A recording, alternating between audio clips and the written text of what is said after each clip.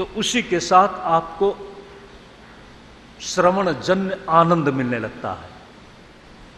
और आनंद की एक वह अनुभूति है कि श्रवण के साथ शब्द तो माध्यम बन जाता है, उस शब्द से आप आनंद की भूमि में प्रवेश कर जाते हैं। और यही कारण है कि फिर आप कहते हैं क्या था, जो सुन रहे थे उसके सुनने में जितना गहरा आनंद मिलेगा, आप तत्काल श्रवण की कक्षा से, जो श्रवण की लक्ष्य भूमि है, उसमें आप मग्न हो जाएंगे। तब भी आपके अंदर सुनने की इच्छा बनी रहेगी। अब ये आप समझेंगे आप किस भूमि में हैं। एक बात मैं और भी कहता हूं, श्री रामचरितमानस में आपके इस प्रश्न का समाधान दिया गया, हरि अनंत हरि कथा अनंता। राम तो एक हुए और राम के चरित्र, जिस राम के द्वारा लीला के रूप में इस धरती में प्रयुक्त किए गए, जिनका प्रयोग किया गया, वह एक थे।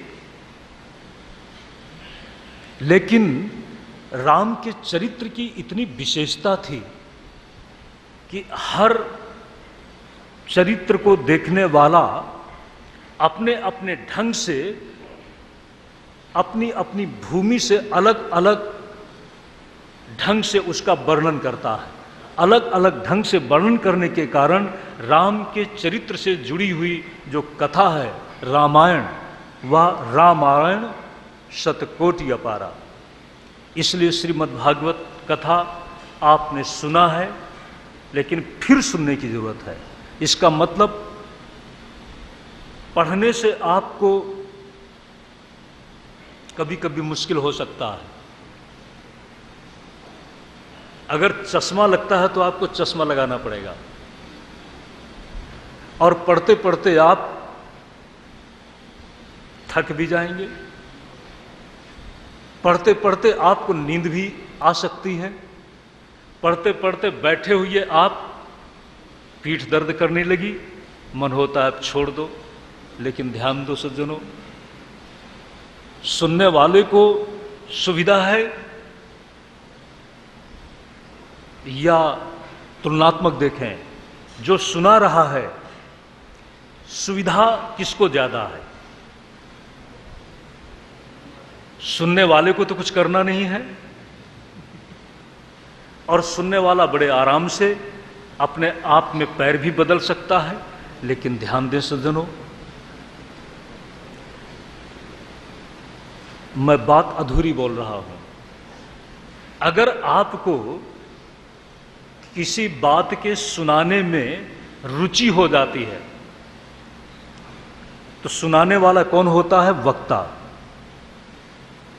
वक्ता के अंदर उस समय उत्साह पैदा हो जाता है जिस समय उसे कुछ कहने का मंच मिल जाए, और जिस समय उसको सुनाने के लिए कोई आमंत्रण दे दे और सुनने वाले उसके आसपास खड़े हो जाएं, बैठ जाएं।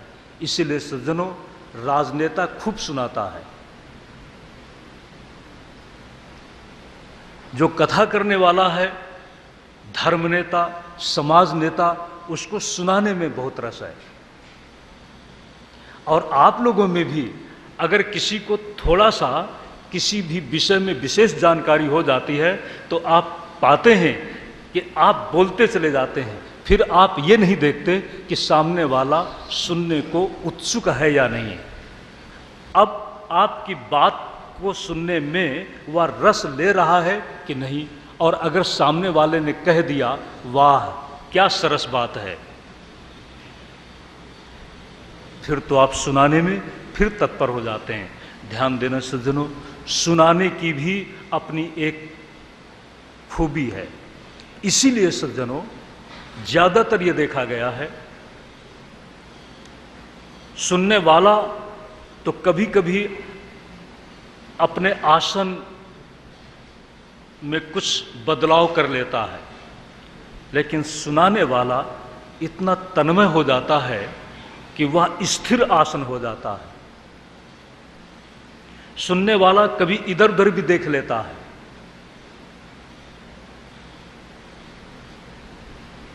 इधर उधर भी देख लेता है, लेकिन सुनाने वाला इतना तन्मय हो जाता है कि वह अपने वक्तव्य विषय पर इतना केंद्रित होता है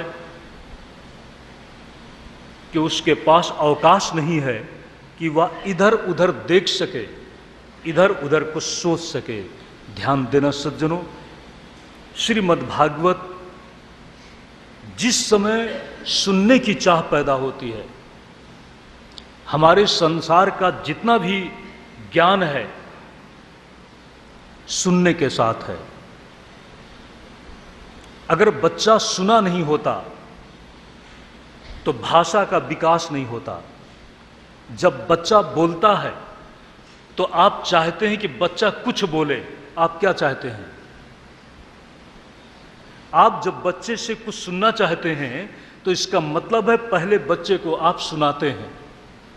जो आप सुनना चाहते हैं वही तो आप बच्चे को बार बार सुनाते हैं। मां क्या सुनना चाहती है बच्चे से?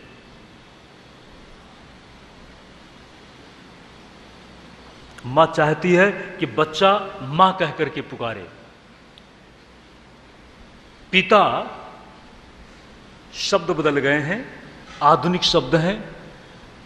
अब अपने अपने शब्दों के साथ अपने ढंग हैं, अपनी अपनी रुचियां हैं। जो व्यक्ति अपने लिए जो शब्द सुनना चाहता है वो पहले उसको सुनाता है। संसार का प्रारंभ भाषा के द्वारा होता है और भाषा बोध भी श्रवण के बिना संभव नहीं है। ध्यान दें, हम जिस श्रीमद् भागवत कथा का व्याख्यान करने जा रहे हैं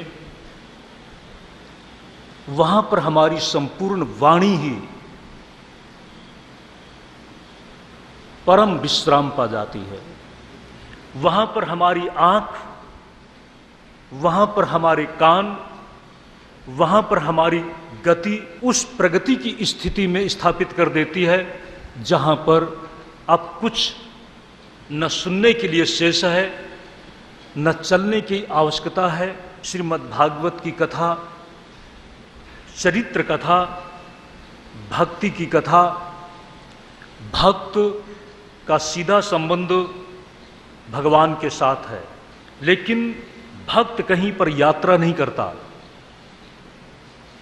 ज्ञानी यात्रा करता है। ज्ञानी किसी वस्तु विषय को सुनने के साथ उसका मनन करता है और मनन करने के पश्चात निदिध्यासन करता है। निदिध्यासन का अर्थ है स्थिति। इसीलिए ज्ञानी अगर स्थिति में चूक जाता है तो सज्जनों ये उसका ज्ञान भूमि से पतन है। लेकिन भक्त की यात्रा नहीं है। भक्त तो कहता है मैं जहां हूं आपको वहीं आना पड़ेगा। अगर मेरे में कुछ दोष हैं तो आपकी विशेषता इसी में है कि संसार तो गुणग्राही है। दोषों से घिरे हुए, दोषों से आक्रांत चित्त और व्यवहार युक्त व्यक्ति को कोई अपने पास भी खड़े नहीं होने देता।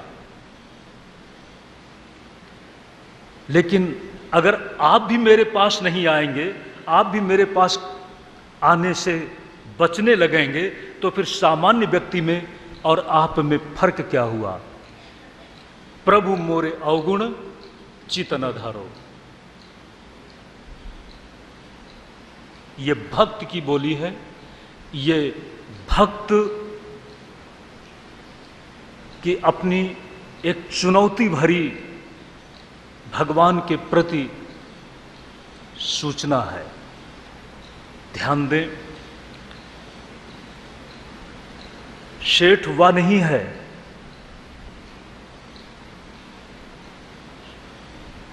जो कहे कि मेरे पास भिखारी आ जाएं। एक सेठ एक भिखारी को बुलाता है। मन में आया कि इस भिखारी को मैं कुछ दे दूं, और वो भिखारी भी बड़ा अपने आप में अद्भुत है। वह अपनी जगह से कहता है कि अगर आप दाता हैं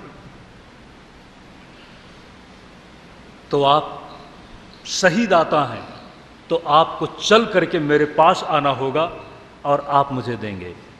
ध्यान दें सज्जनों, सच्चा सेठ, सच्चा दाता कौन है? धनवान कौन है? जो धन का उपयोग ना करे, धन तो हो, उसको घर वाले भी पसंद नहीं करेंगे। धन का उपयोग जो समाज हित में करता है, लोक हित में करता है, और धन का जब प्रयोग करता है देने में, अपने लिए तो सभी करते हैं, लेकिन जिस दिन व्यक्ति धन का प्रयोग निर्धन को देने में करता है, तभी तो वह निर्धन के सामने धनवान माना जाएगा। निर्धन को, गरीब को कुछ दे दिया तो देने के बाद ही तो गरीब कहेगा कि सचमुच ये धनवान है। ध्यान दें, तो धनवान के धन की सार्थकता कब है? जब वह धन का वितरण कर दे। भगवान की महत्ता कब है? जब अपनी विशेषता का अनुदान दे दें, और जब अपनी विशेषता का अनुदान देंगे तो भक्त कहता है कि मैं इस योग्य नहीं हूं कि आपके पास मैं आ सकूं। ध्यान देना सज्जनों, सनक सनंदन सनातन कुमार जब भगवान के पास पहुंचते हैं, कल्पना करिए अगर वो भगवान के पास नहीं गए होते तो भगवान उनके पास खुद आ जाते। भगवान तो बैकुंठ में पकड़कर खुद ले जाते हैं। आज तक कोई व्यक्ति अपने आप बैकुंठ में गया हो भगवान से मिलने के लिए तो शायद बहुत कम उदाहरण है। देवर्षि नारद, सनक सनंदन सनातन सनत कुमार, इनको छोड़ करके कोई भक्त भगवान के पास बैकुंठ में गया हो, ऐसा कोई उदाहरण नहीं है। गया है, लेकिन भगवान ही उसको अपने आप कृपा करके जहां चाहते हैं वो ले जाते हैं। वो कहीं जाने की इच्छा भी छोड़ देता है। जब जाने की इच्छा ही छोड़ दिया, सिर्फ तुम ही मेरे हो, मैं तुम्हारा हूं, जैसा भी हूं तुम्हारा हूं, तुम्हारे बिना अब कुछ भी मेरा नहीं है, इसका नाम है भक्ति। और जब इस तरह की भक्ति का उदय होता है, ध्यान दें सज्जनों, इस तरह की भक्ति का भाव उदय होता है। आप कहते हैं, प्रश्न करते हैं कि मैं भक्ति कैसे करूं? भक्ति तो बाद में करना, पहले अपने अंदर भाव पैदा हो जाने दो। जब आपके अंदर भाव पैदा होगा, भाव के साथ अपने आप भक्ति का प्रारंभ हो जाएगा। ध्यान दें, ये कैसे पैदा होगा? कहते हैं किसी के द्वारा होगा। जिसके द्वारा होगा वही है आपके लिए वक्ता, वही है आपके लिए उपदेश करने वाला गुरु, वही है मंत्र की दीक्षा देने वाला सद्गुरु, और ध्यान दें वही है आपको ज्ञान देने वाला, सन्मार्ग में प्रेरित करने वाला ज्ञान गुरु। उसी कक्षा में वक्ता के रूप में सुखदेव जी महाराज परीक्षित को कथा सुनाते हैं। यहां पर कहा, जैसे ही सुनने की इच्छा पैदा होती है, जो आपको मैं मुख्य बात बताना चाहता हूं, सद्यो हृदयवरुध्यतेत्र कृतिभिः श्रुष्षुभिस्तत्क्षणात्, जैसे ही सुनने की इच्छा पैदा होती है उसी के साथ उनके हृदय में, जिनके हृदय में सुनने की इच्छा पैदा हुई, उनके हृदय में तत्काल तुरंत भगवान अपने आप में निवास के लिए मानो ठहर जाते हैं।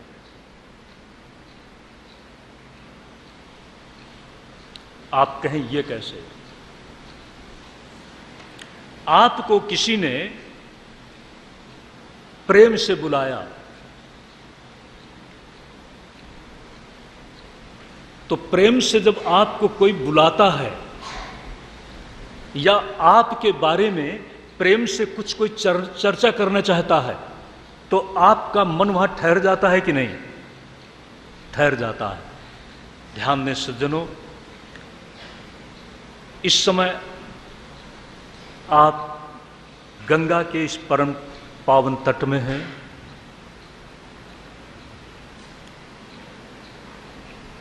उस हरिद्वार में हैं जिस हरिद्वार में विदुर जी महाराज को मैत्रेय ने ज्ञान दिया था। आप उसी क्षेत्र में हैं। आप उसी गंगा के तट में हैं जहां पर भक्ति की समस्या को लेकर देवर्षि नारद जी के द्वारा सनक सनंदन सनातन सनत कुमार की प्रेरणा से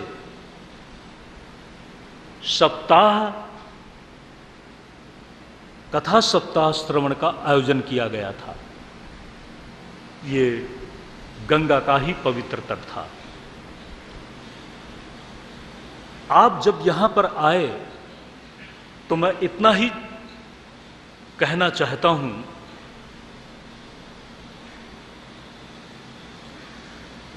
दुर्लभैव कथालोके श्रीमद्भागवतोद्भवा कोटिजन्म समुत्थेन पुण्येनैव तु लभ्यते। आप अहमदाबाद से आ रहे हैं,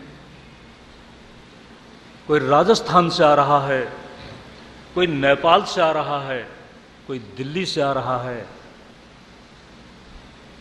कोई बंगाल से आ रहा है, तो जब आप आए तो इतना ही कहूंगा,